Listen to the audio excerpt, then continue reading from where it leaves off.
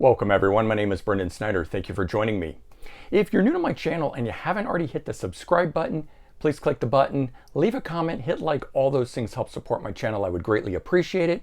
And as an added bonus, you'll stay up to date on all that's going on in the world of music.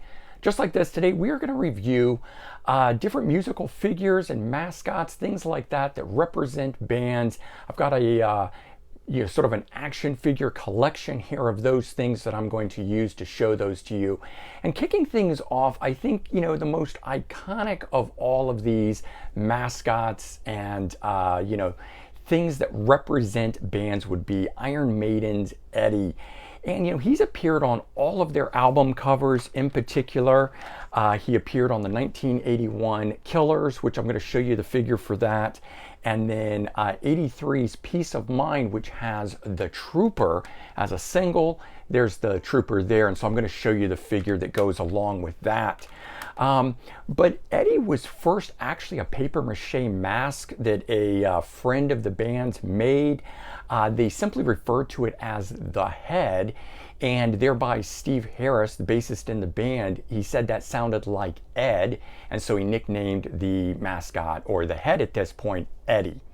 And so ultimately that's how we got to the figure itself. And the first one up here is the one from Killers. And pretty wild if you can see the detail on the figure here. This is one of the Todd McFarlane figures, the guy that draws Spawn and all of that. Really great representation here. I love the hands coming out of the gutter there.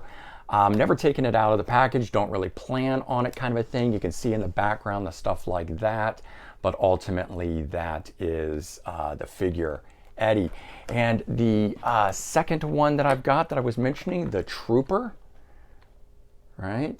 Let's get a little closer there so you can see that. The sword and everything with this one. There it is set up. You can see what he looks like. I love that he's got the flag and everything, the backpack on. Great figure here. Great detail on him as well. All right, and then I've actually got a third one here. This figure is one of these reaction, and it's a blind box, so you don't know which one you're going to get in this one.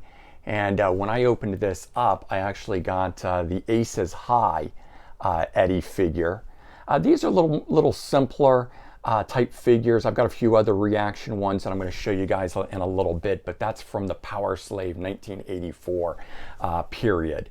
And then another one of the figures that I think is probably one of the most iconic ones, Vic Rattlehead Megadeth. This is the Peace Sells But Who's Buying album cover recreated, Vic Rattlehead, which the album was the second studio album and came out in 1986. There's the back side of it. I just love the box. This one I actually did a full unboxing for, and I will do a link in the description for you if you want to see me take this one out of the box. These cardboard ones that you can open through the top, kind of a thing like that, I will open because I can close them back up and they still look like they're sealed, whereas the plastic ones you have to cut into, so I don't get into those, kind of a thing. Next up, another real iconic mascot, if you will, but he's also the guitar player in the band, Angus Young of ACDC. And so this guy here in his schoolboy uniform, which incidentally was actually suggested by his sister, but before he got to wearing the schoolboy uniform, he actually tried wearing a Spider-Man costume, a gorilla outfit, Zorro, even did a parody of Superman calling it Super Ang. And ultimately, his sister made the first schoolboy uniform for him. He's doing the duck walk in this pose here. You can see his guitar there.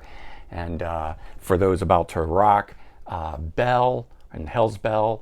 But from the time period 1981, for those about to rock period, there's some better view of it on the back side. And the side of the packaging, can't really see the top there, but ultimately, there you go. And so, yeah, another real iconic figure, albeit this is a real guy in the band, so kind of interesting. Now, another mascot, now this band maybe not as well known except in the punk world, the Misfits, and their figure, the Crimson Ghost, who's just become synonymous with the band. And these are, reaction figures, and I really like the way these are done. You can see they do the artwork great on these, and they're still full on display. These are the little bit simpler figures, like what I was talking about with Iron Maiden's Eddie and the Aces High figure, but I actually like these better. You can display these and hang these on the wall better than that blind box thing. But as I said, New Jersey punk band, and the band originally had Glenn Danzig as their frontman. They have reformed and they're doing shows very sporadically, 1 or 2 a year kind of a thing. Obviously, COVID slowed all that down. The figure itself, though, the Crimson Ghost, comes from a 1946 original film of the same name. But the last original member in the band up until just the reformation was Jerry Only on bass. He has his own figure, and he was carrying the legacy for a very long time, kind of a thing. And now with Glenn back in the lineup, they do shows, and then they've got Jerry's brother Doyle on guitar. So 3 original guys in that regard, continuing on. All right, next up, another musical figure who is almost as synonymous with the band as any kind of a mascot, Motorhead and Lemmy. This one too I really like, very classic looking Lemmy there, and he's got his bass with him there on the side, another reaction figure. You can see on the back here they've got others, Slayer, which I'm going to talk about in a minute. And then, so Motorhead does have a mascot referred to as Snaggletooth or War Pig, but I really like the Lemmy, something that's related with the band, so I picked this one up here. I may still pick up one of Snaggletooth. And, so the band was around for 40 years until Lemmy unfortunately passed away in 2015, effectively ending the band at that point.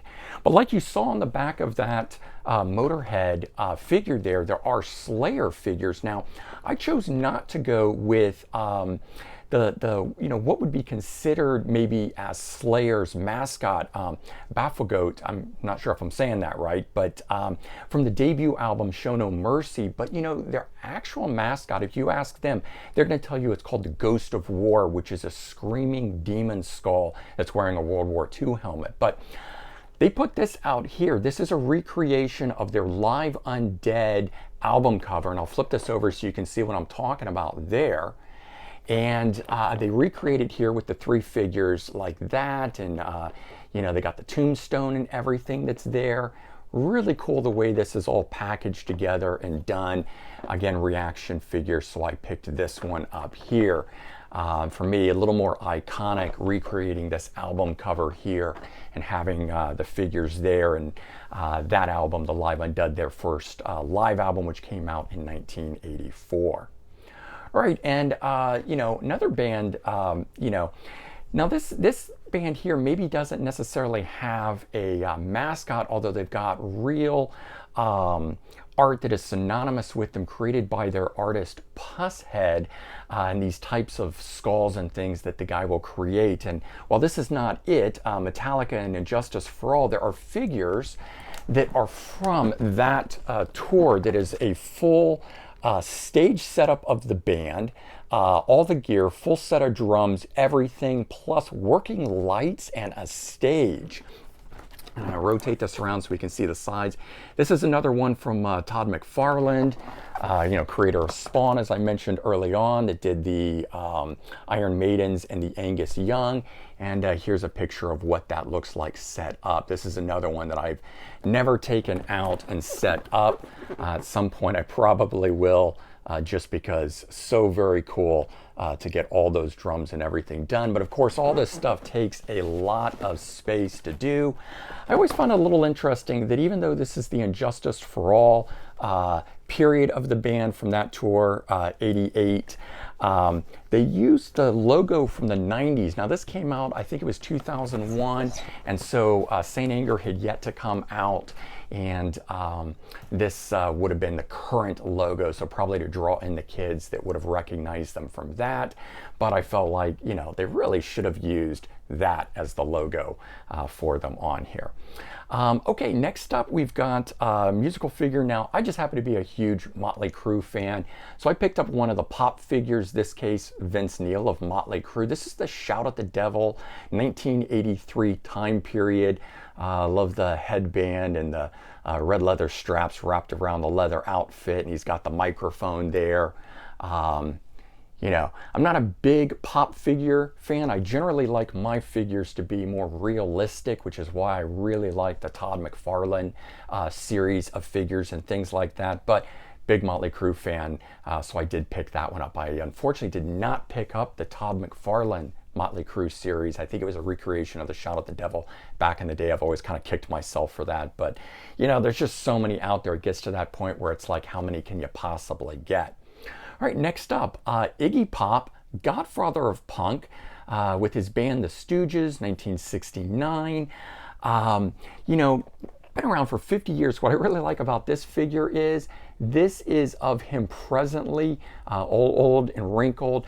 He's as iconic for not wearing a shirt, I think, as, you know, like, you know, Angus is for the schoolboy outfit. So in the end, he's his own mascot, you know, seeing a, you know, guy running around with no shirt on like this, even at the age that he is at, kind of a thing. That is just Iggy Pop, and he's been doing that for his entire career. So, you know, just the figure that represents him, you know, again, another iconic representation. And the final one I want to show you guys is Freddie Mercury, Queen, of course, frontman. This is the Live at Wembley figure from 1986 tour, and they were touring to support It's a Kind of Magic, or A Kind of Magic, I should say, 1986 period.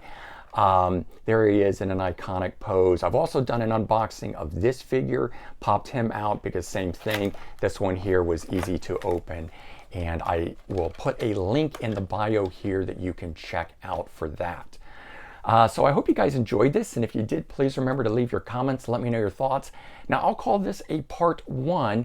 There will be a part 2 of this if this goes over well. I've got a lot more figures, more Misfits type figures, Kiss figures, whole bunch of other, The Doors, Rob Zombie, stuff like that. So if you guys are interested, let me know. I will do another one of these for that. Otherwise, hope you guys have a good day. Talk to y'all real soon. Take care. Bye-bye.